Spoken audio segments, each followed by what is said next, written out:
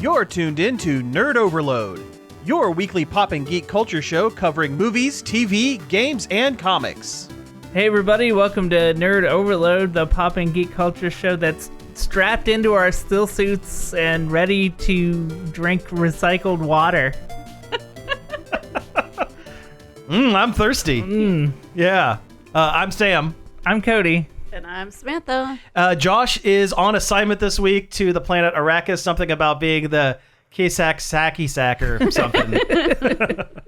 All right, we have a great show for you this week. Thank you all for tuning in. We have a bunch of things to go over, but first let's talk about some things we've been checking out.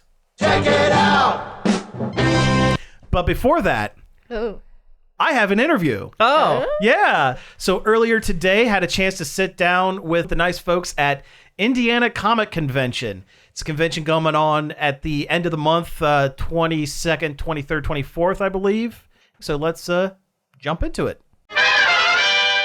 All right, hey folks, Sam here. We are with Chelsie Stoler, the marketing manager for Indiana Comic Convention. The convention takes place near the end of the month, March 22nd, 23rd, and 24th at the Indiana Convention Center in Indianapolis.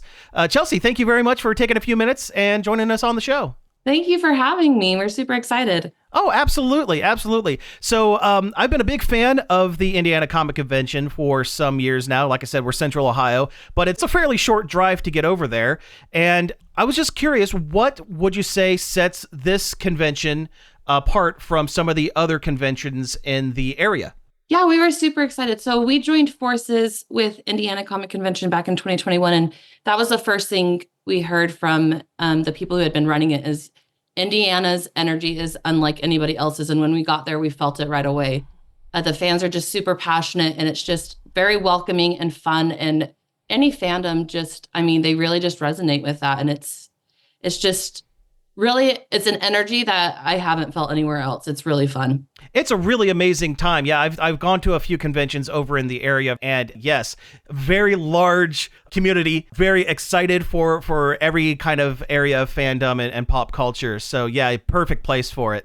So I was looking up, so this is the fourth year with you guys with Indiana Comic Convention, but this is your 10th year in total with running various conventions. Is that correct? Yeah, this is Indiana's 10th year. Our home show in Salt Lake had their 10th year last year. And then our longest running one will be on 15 years next year. Oh, really? Oh, wow. Okay. Yeah. Interesting. So if you can go back in time to those first couple years of running conventions with the knowledge that you have now, what would you tell your past self? What would you tell the folks that were running the show 10, 15 years ago? Yeah, so I wasn't with the convention when they first started, but I think even just the ones that we started recently, it's crazy because pop culture is ever changing. You know, things that were popular back then are more popular now. And we were just talking about this yesterday with internally just how it's kind of cool when you start out and you get some of these actors and actresses who, you know, are just starting in a role and might not be as well known. And all of a sudden you see them 10 years later accepting Academy Awards and Golden Globes. Like you just never know whose career is going to blow up overnight, you know? And that's what's really fun is getting in on those early moments in their career and really connecting with them and just kind of being behind their success in a way, you know, supporting them in their roles and different things like that. So I think that's been really fun to watch from like early years to now. Like Steven Yeun's one that comes to mind that just really has had his career blow up in the last few years. Oh, absolutely. Absolutely. A lot of folks get their start kind of in these smaller roles and kind of these niche roles and then kind of blow up over time. Absolutely understand. Well, speaking of celebrities, you guys have just a jam-packed list of celebrities that are going to be on the show this year. Would you mind sharing a few of the folks that'll be attending? For sure. It's one of my favorite topics. We have Hayden Christensen coming, which everyone is super excited for.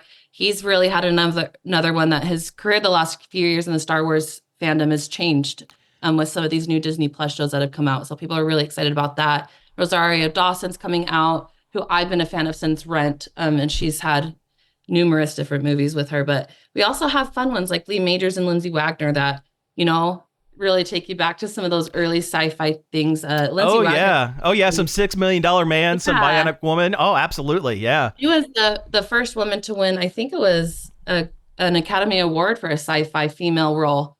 So just really, I mean, Home Improvement. We've got Richard Karn and Debbie Dunning. I remember watching those with my family growing up. Jodie Benson, Little Mermaid. Really, I mean, it's just fun. We have a plethora of a ton of different fandoms and times, and there's really something for everybody, I feel. Oh, that's excellent.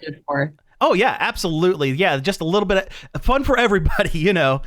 Going through some of the other things, outside of the Celebrity Row, what are some of the other events that fans can expect if they attend Indiana Comic Con? Yeah, the one I'm most excited for is we're actually having an Easter egg hunt on Sunday. Oh, really? 0 for 12. Yeah, we're the weekend before Easter. So we were just like, why not have a comic themed, Easter egg hunt? And just kids 10 and under are free too. So it's a great time for families to come out.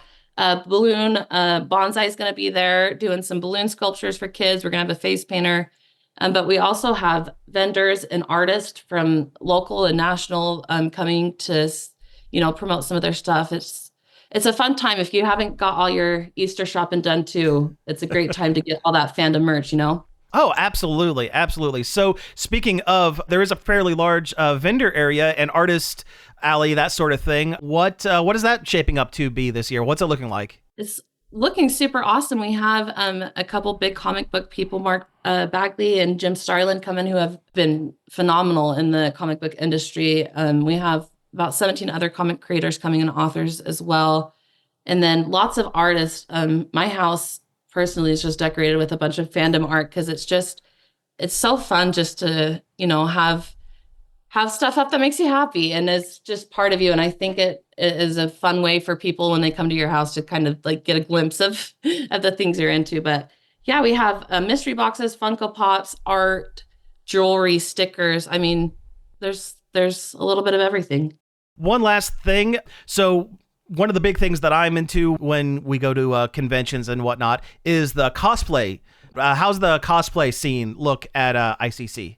It's going to be one of our biggest this year. The cosplay contest will take place Saturday, and it's actually right before Hayden Christensen and Rosario's special event. So it'll be at 7 p.m. Saturday night, and we have had more applications than ever before, and I'm just really excited. I think some of the best people are coming out to celebrate their 10th year and show off their skill, which Indiana is full of.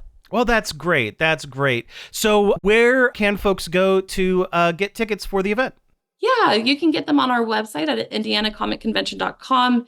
Also, our app is now launched, and there's a button there to just directly take you. And you can also find your schedule, the guest list, everything in that app as well. And you can get that in your Google Play Store or Apple Store.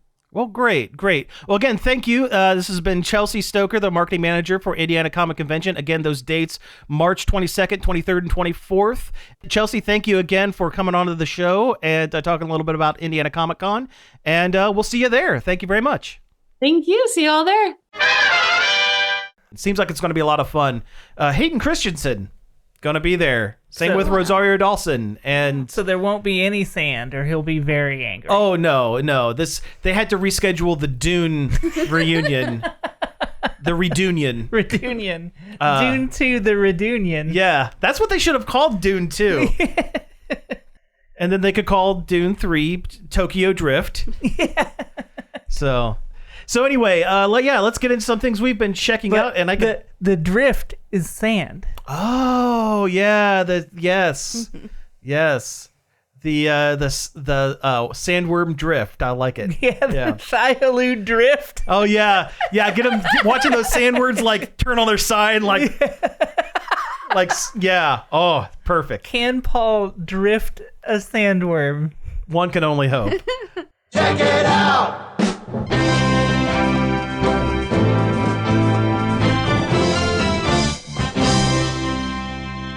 All right, and talking about drifting things leads me right into my check them out, believe it or not.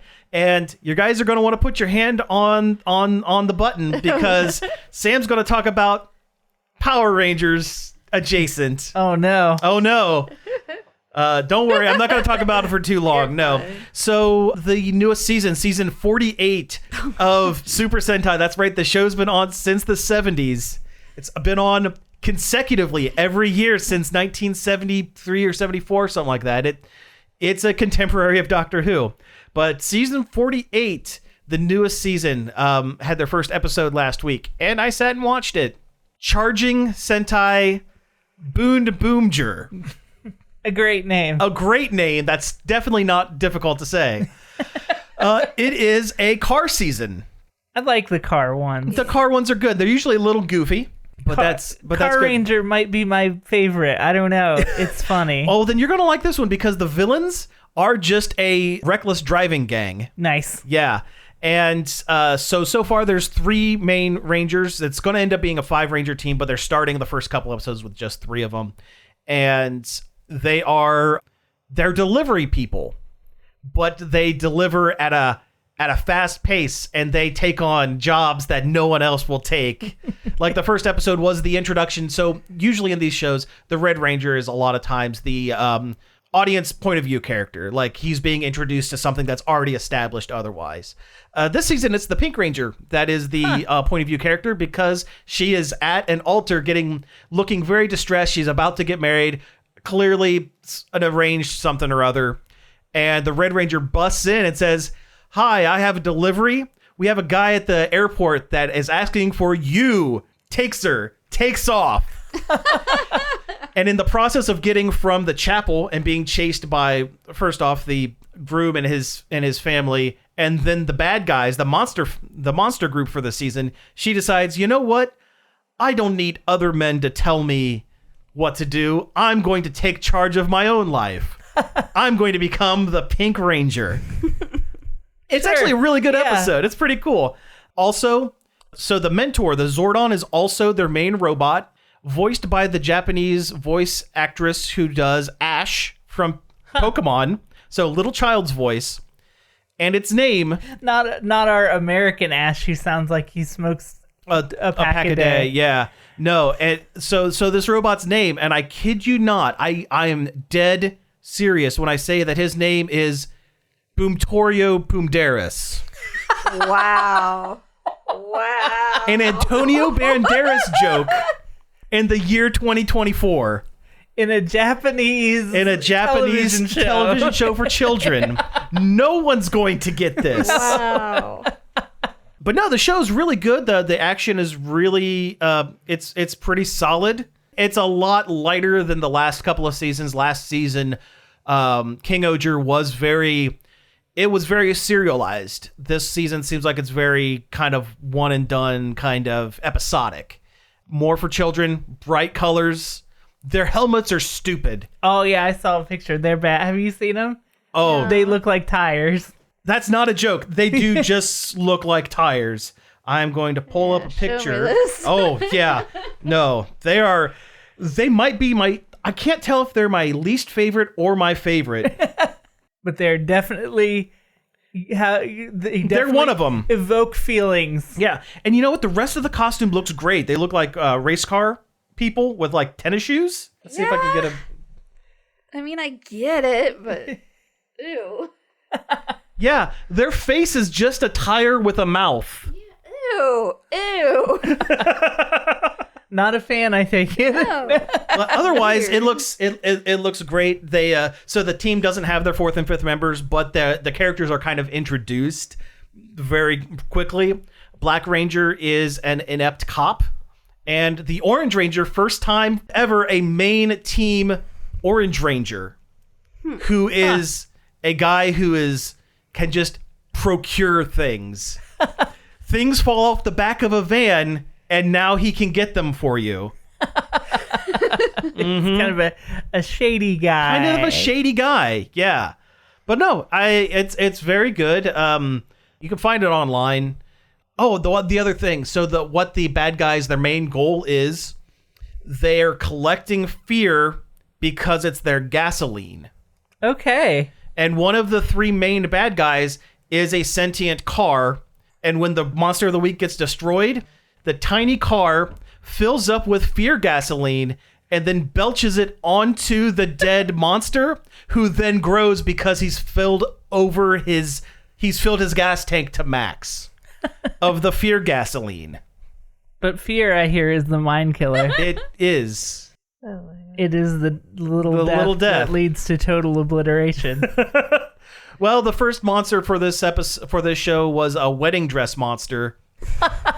And that was the little fear, because it was running around saying "get married" and shooting like trapping everyone inside of sentient wedding dresses. It's the Japanese government trying to get people to raise the birth rate. That's yeah. And the way they create the monsters, they shove a car key into an inanimate object and turn it like they're revving the engine, and then it turns into a monster based on that thing. Wow. Again, it's stupid. I love it. I love this stuff. It sounds like a fun one. It's going to be a good one, I think. It's definitely going to be a good one. We watched Dune again in preparation to see the second one, which we still have not seen yet. Okay. But well, remind me how I have mixed thoughts about the first Dune. The Villeneuve, the first one. The first of the new ones. I think I liked it more the second time around because I did. What? I did, because I stayed awake. Yeah, you stayed awake all the way through. You fell asleep, I don't know, about the time the Sadokar showed up. Stuff started happening. Yeah. The machinations went into motion. Wow, that's like 40 hours into it, right? Yeah, into the 4-hour runtime. That was the main thing I remember about it. It seemed good when things happened and long and boring when they weren't. I felt more invested in it this time around, and maybe I was just in a better mood or something, but I liked it more, and I feel like I absorbed more of what was going on this time around. Oh, that's fair. And maybe because I'd read more of it at that point. I don't know, but they did a good job. He did a really good job capturing the feel and the look. The look was amazing. I loved the technology in it, like the ships, the flying ship, the ornithopters. The ornithopters, yeah, those were really cool. I thought the still suits looked better in this one than they did in the David Lynch one. Still suits, no. No, that's right. They're still suits. The body shaped force fields. Shields. They're just shields. They're just called shields. I didn't know if they had an actual name, but no, I thought it looked cooler. Yeah, it made more sense. Cool and a lot of cool helmets.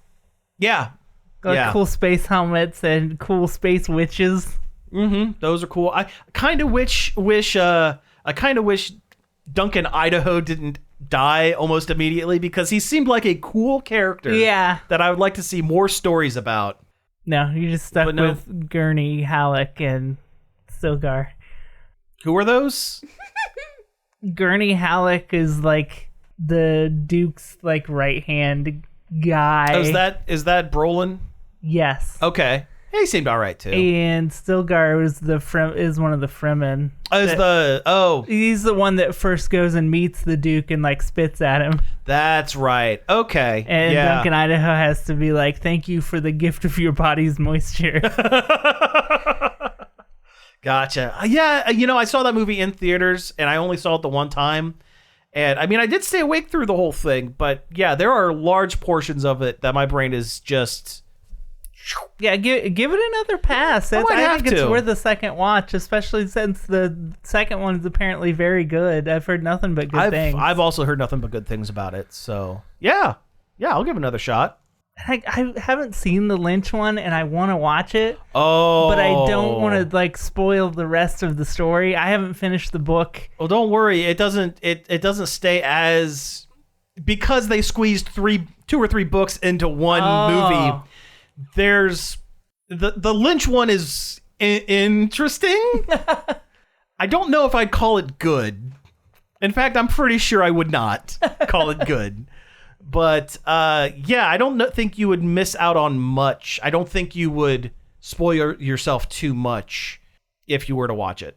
I might do that then.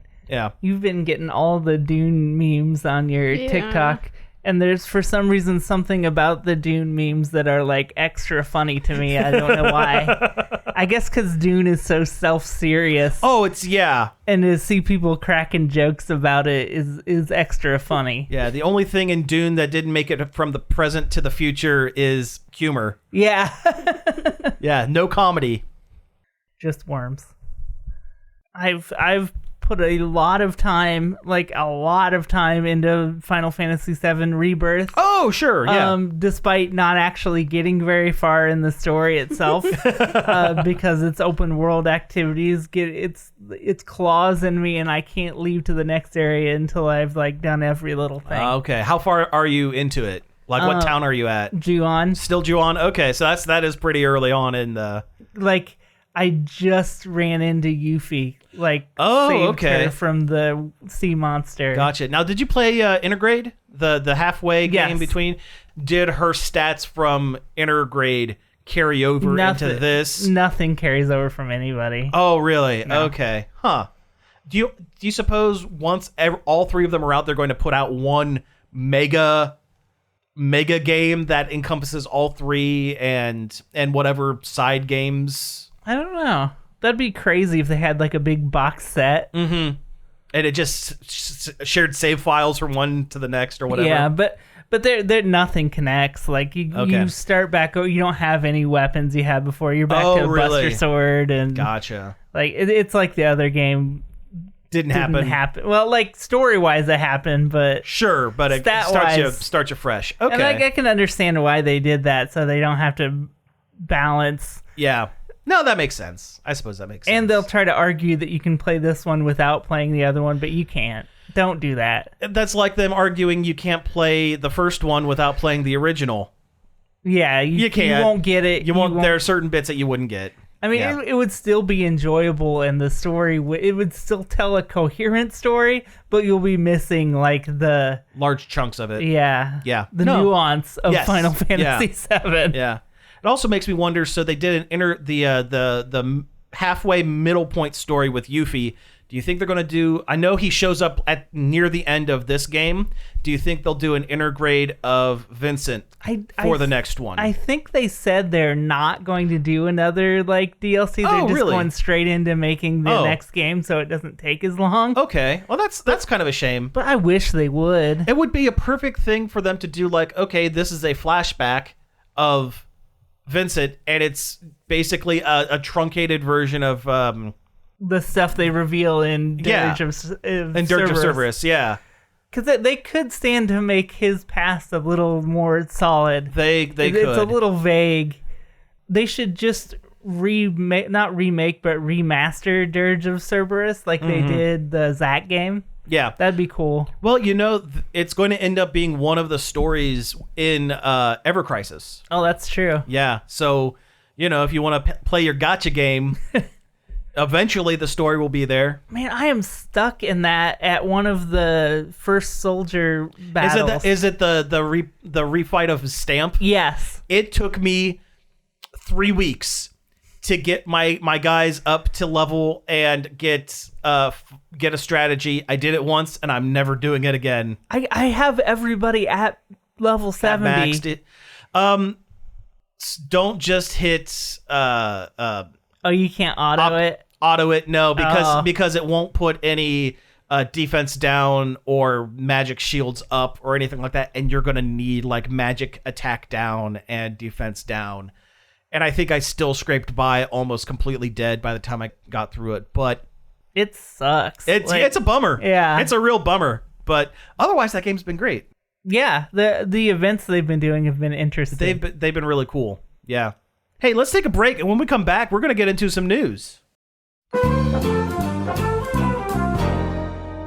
Long Play is a radio show. Long Play is a lifestyle. It is a radio show. It's a lifestyle. Hey, calm down, you two. Long Play is both a radio show and a lifestyle. If part of your very existence includes playing old vinyl records... Oh, it is. Then Long Play's the radio show for you. I invite you to tune in Friday nights at 11 and Saturday afternoons at 3 to see what it's like to have the best of both worlds. Hey, everybody, we're back from our break where we all partook in the spice melange. And now we're ready to see into the present and talk about some news. Yeah, the spice...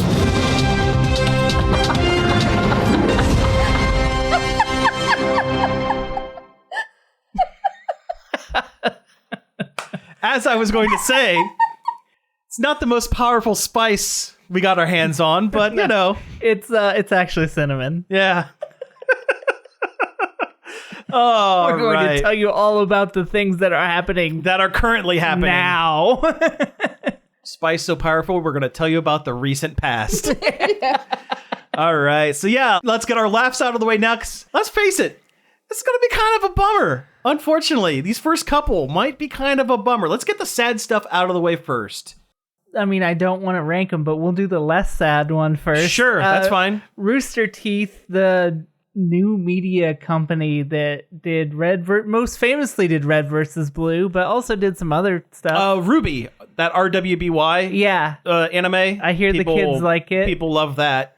But yeah, they were a company that has been around. They've been around forever. They've been around for a very long, since we were kids. Yeah. Or a teen age. Yeah, they were shut down by Warner Brothers. Yeah, guess who?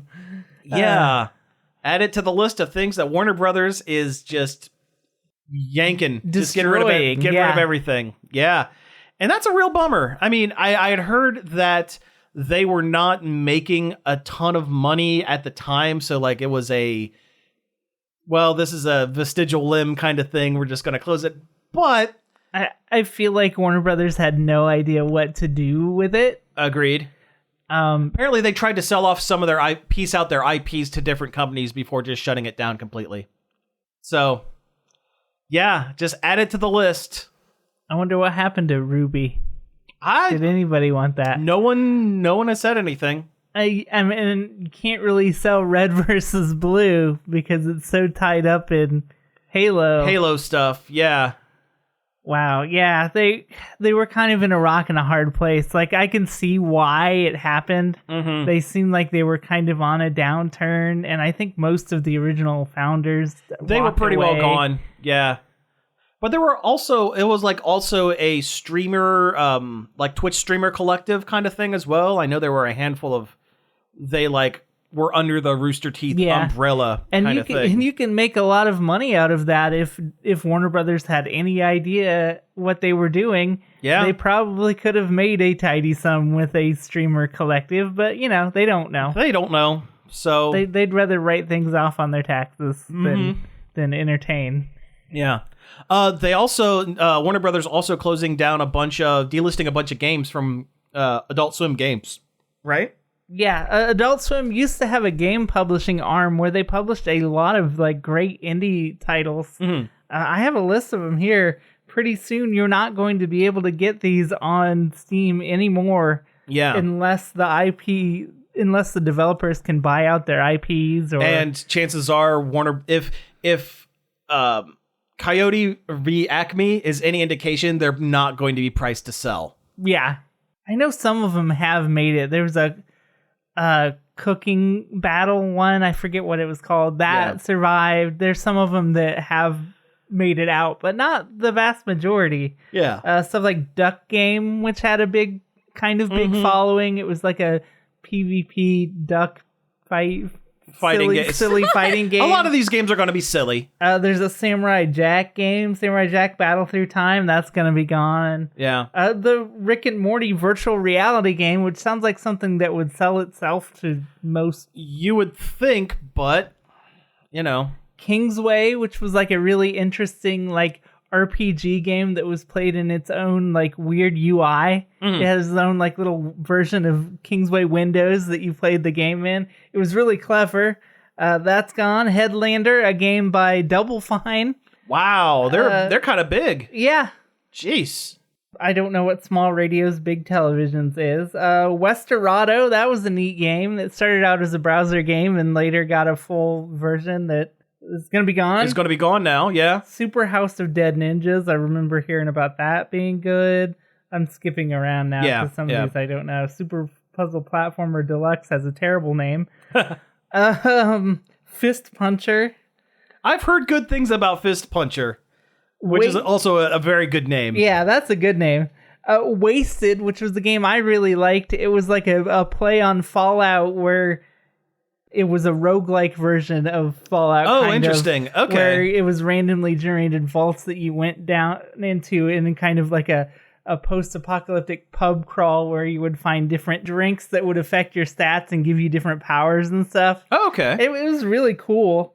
So get it now before you can't anymore. That's the majority of them. Okay, so yeah, just kind of weird. It's weird how Warner Brothers has gone full fire sale with like 90% of their stuff. I'm honestly wouldn't be surprised if Superman, James Gunn's Superman film, doesn't hit a certain money threshold. I don't mean isn't marketable, isn't like successful. If it doesn't hit a certain money level, I wouldn't be surprised if they try to end or sell off DC Comics as a whole. Yeah, especially with comic book movies kind of being on a downturn. They are on a downturn, and David Zaslav clearly does not have any time for anything that is perceived as childish, because look at the things that he's gotten rid of. Most of Cartoon Network, Rooster Teeth, Looney Tunes cartoon movie, the Batgirl movie. Yeah. He's getting rid of everything that's not. And I mean, I've also heard that they've started delisting a bunch of stuff from HBO Max, like a bunch of like cartoons and stuff. It's just gonna be cheap to produce reality TV show, Discovery Channel reality because TV that's show where he's garbage. from and that's what he knows. Yeah. Because as soon as they merged and their stuff started showing up on Max, it's just like all this crap that I would never watch in a million years starts hitting like the watch it now, some trash documentary that's taking advantage of people. It's like, no, that sucks. No thanks. No. So yeah, that's a bummer. Let's continue down the sadness train. In a larger bummer, famous mangaka Akira Toriyama, the creator of Dragon Ball, the designer for Dragon Quest, passed away like last night as of recording this. He actually had passed away a while earlier, and that was just them doing the announcement. It seems as though his funeral has already happened. Oh. And, well, he was pretty private in his later years, and apparently it was a minimal, family-only thing, and he was only like 61, I 68. think. 68. Okay, that's a little older. But yeah, he was 68, but he had some health issues, it seemed like. Hematoma is what they called it, acute hematoma. And, yeah, as I'm not that big of a Dragon Ball guy. I'm not a Dragon Ball guy. Me either. I recognize what a Goku is, and I can recognize what a Dragon Ball is, but beyond that, I'm really not. Kind of wish Josh was here because he's the Dragon Ball expert. He's the Dragon Boy among us. He's the Monkey Boy and the Dragon Boy, which works because Dragon Ball also has monkeys in it. Yeah, so, but just the amount of the impact the impact and like the amount of different comics and animation and everything as a whole. Like he's one of the big ones worldwide. Yeah, this is akin to Stan Lee. Yeah. I would say Stan Lee's passing. Except Stan Lee wasn't an artist. He wasn't, but I mean, as far as like influence on the pop culture as a wider kind of, vision. Yeah, this would be kind of similar, and it is really sad. It's really sad to see him go. I mean, we're getting to that point where a lot of the people that we looked up to as kids are, Yeah, I've always known him. I've appreciated most his designs for Dragon Quest. Yeah. Because I love Dragon Quest and I love his monster and character designs for those games. They're great. The simple slime enemy is one of the greatest like video game enemy designs, most iconic designs of all time. That little teardrop. It's incredibly iconic. That's absolutely right. And I mean, some of the other things that he has done over the years, like the is it Arale? His comedy, Dr. Slump. That's what it's called. Yeah, his first kind of comedy comic that he did. I've read a few of those. They're funny.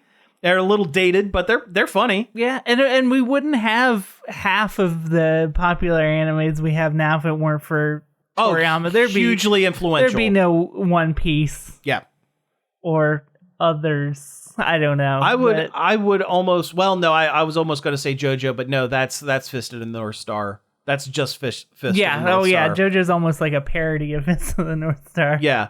But like, yeah, a lot of like the shonen manga and stuff like that you wouldn't get without.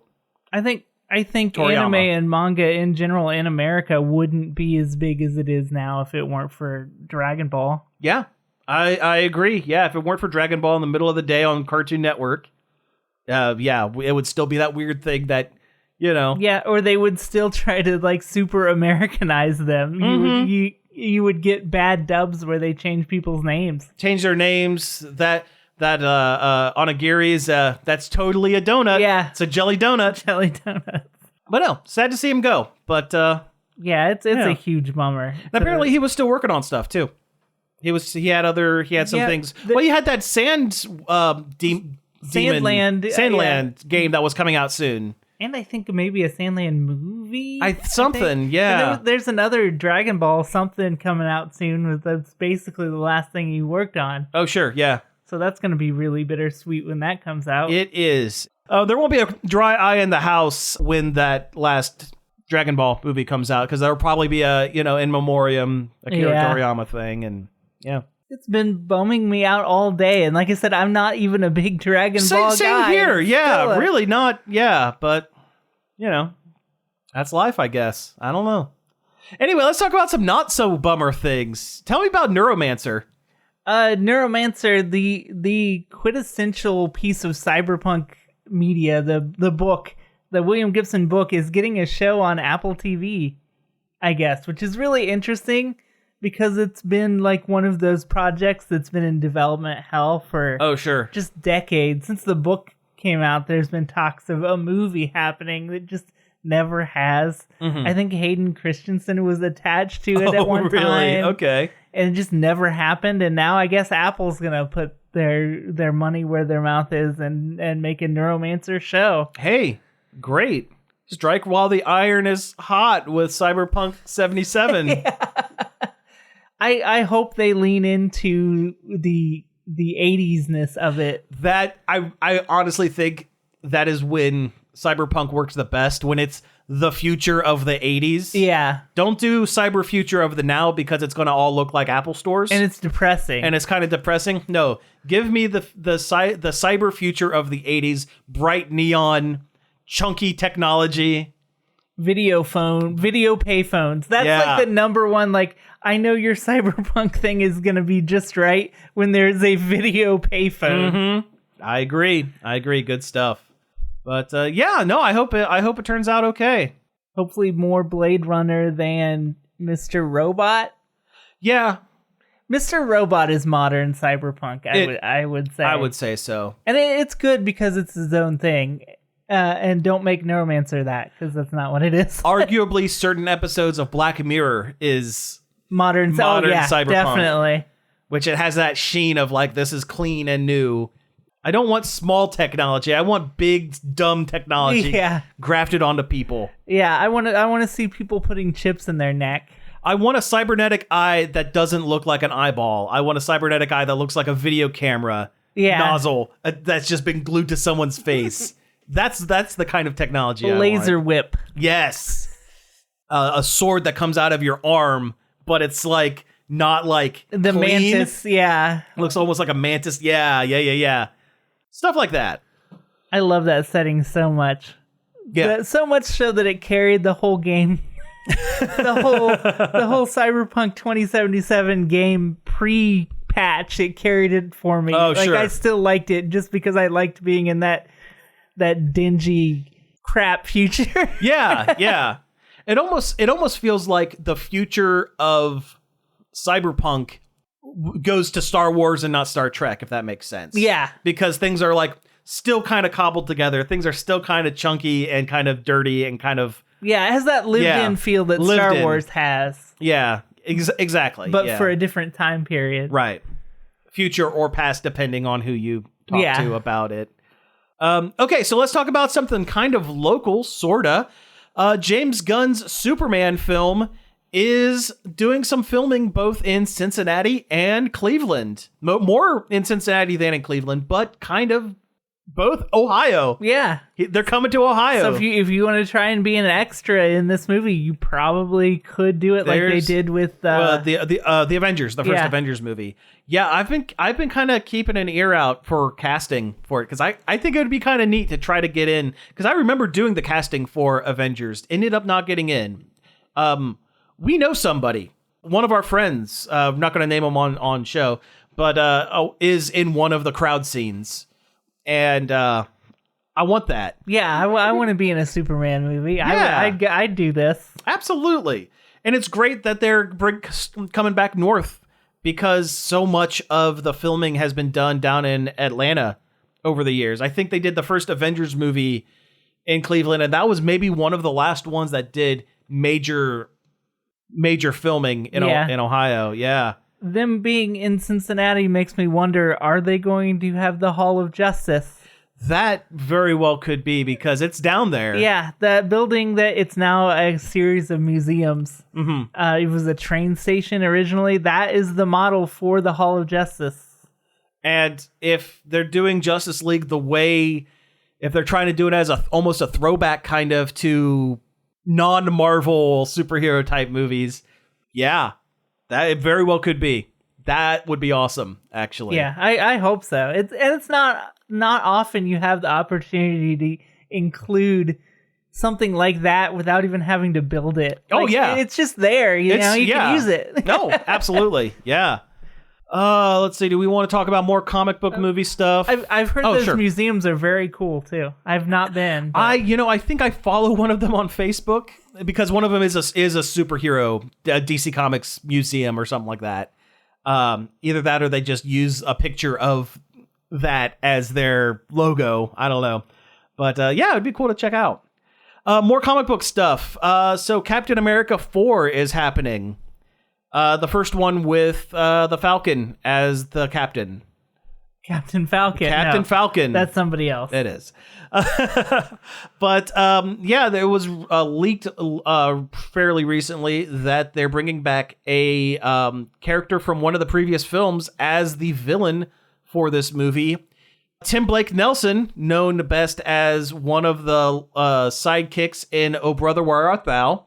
The movie you always tell me I have to watch. It's a good movie. That's what I hear. I'm going to tell you to watch it too. It's very good. But he is coming back as the leader being a Hulk villain. And for folks who remember all the way back to the Edward Norton movie, the Hulk movie. That is somehow still canon in the MCU. Still technically canon. Tim Blake Nelson played a pre-gamma irradiated version of the leader. And the last we saw of him, he had a cut on his forehead. Hulk blood dripped into that cut, and his head started to kind of bubble a little bit. Like, not really like bubble, like ripple. The thing about the leader is, what if the Hulk had a giant brain instead of giant muscles? He is literally a little tiny guy, or normal size guy, but his head is humongous because he has all those gamma brains in there. They'll probably avoid making him look like MODOK in the Ant-Man that everybody makes fun of for some reason, even though I thought it looked about right for MODOK. It was about right for MODOK, yeah. I hope they do well with this. Now, this is the one that they're also... The first one where they're recasting Thunderbolt Ross. He was... I can't think of the actor's name. He has passed away, unfortunately, and is being recast as Harrison Ford. And that character, Thunderbolt Ross, in the comics becomes the Red Hulk in a leader-type situation. So we're probably going to get giant, angry, red Harrison Ford. CG, so he doesn't have to be there. Just stomping around. Yeah. But no, it's kind of interesting. It's kind of weird that they're doing a non-Captain America villain for a Captain America movie. Although, I suppose Captain America doesn't have a lot of villains that are specifically just for him. Yeah. The Nazis. the Nazi, yeah. I mean, yeah. Red Skull was kind of the one. And they've pretty much... Arnim Zola, which they've done in the movies. And there was a guy named Flag Smasher. Guess what he did? He smashed flags. Basically.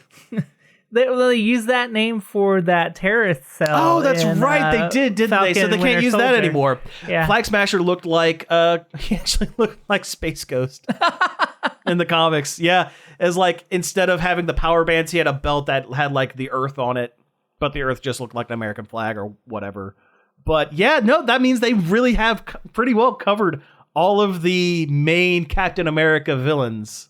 And they're not going to make a standalone Hulk movie, so they might as well. They might as well pull from his rogues gallery. Might as well. And yeah, Hulk movies. Hulk works best as a side character.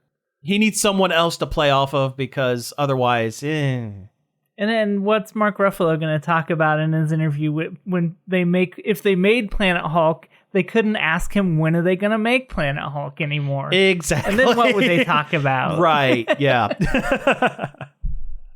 Okay, so what do we have left here? We're almost through all of them. Fallout trailer. There's a trailer for that Fallout show. None of us, we forgot to watch it beforehand. Oh, we should speculate what we think is in the Fallout trailer. There's probably... there's probably some power armor in there. I heard that Walton Goggins' ghoul character is in the trailer, which I've seen pictures of. I've seen before. pictures of that as well. He looks like a Fallout ghoul. Yeah. I'm super stoked for this show. I'm a big mark for Fallout, and like everything we've seen from it so far looks like it's going to be good and accurate to the tone and look of Fallout. Yeah. No, I mean, I don't have much of a dog in this fight. I really haven't played a whole lot. A dog meat in this fight. Thank you. But yeah, it looks, for what I have seen, it looks like they are getting the tone and the look I think pretty well correct. It would be very easy for them to miss the mark and make some sort of Last of Us kind of dour thing. Sure, yeah. But it doesn't look like they're doing that, and they're getting Fallout has a very particular tone to it. They're going just wacky enough with it. Yeah. Because Fallout, it's, from what I understand, it's got a kind of serious story to it, but the tone's not. No, yeah, it's kind of weird. It kind of pokes fun at itself and at America. Yeah, a little bit. It has commentary to it. It's not Borderlands. Right. It's somewhere between Borderlands and something more serious. I don't know. Yeah, I my brain just kind of connected this because we were talking about cyberpunk stuff earlier. Is Fallout kind of like, what if cyberpunk was the future of the 60s instead of the future of the 80s? Fallout's more... Or 40s, 50s, 40s, 50s. Yeah. 50, it's extrapolating 50s like American exceptionalism to its end point, which is nuclear holocaust. Well, sure. Yeah. but no, can you kind of draw the line there a little bit? Yeah. Like, okay, yeah. So, yeah, no, I'm looking forward to it. I will find some way to watch it because I'm not getting Apple TV. No, it's Amazon. Amazon Prime. Well, then I do have that. Okay, I'll watch that then. Everybody has that Amazon Prime. Yeah. But just because they want free shipping, not because they want to watch any of their shows. Well, sure. Unfortunately. No, that's a good point. Although I've heard Miss Maisel is a good show. Yeah, I've heard that's good. My folks have watched a lot of that, and they like it. All right, hey, let's go ahead and wrap things up for the week. You have been listening to Nerd Overload. Thank you very much for tuning in. You can find us each and every day over at nerdoverload.com. Oh, this is the part Josh does. You can find us on social media, Facebook, Instagram, Patreon. We have one of those. Twitch. Have it in theory. Yeah. There's a TikTok, I think. Yeah. All at Nerd Overload now. Yep. You can email us at staff@nerdoverload.com. You can give us a call on the Nerd Overload hotline, 419-561-5556. You could even text that number if you wanted. Oh, yeah, you could do that too, right. I never thought about that until now, but we can receive text on that number. I will see them. All right, excellent. Well, you can find all of our back episodes on various podcast apps such as Apple Podcasts, Spotify, Stitcher, Google Play, and more. Finally, I'd like to thank Parker for helping us out over at the Facebook page, and David Pencil for our intro and outro. So again, thank you all for tuning in, and we will be back next week. Dragon Ball Z.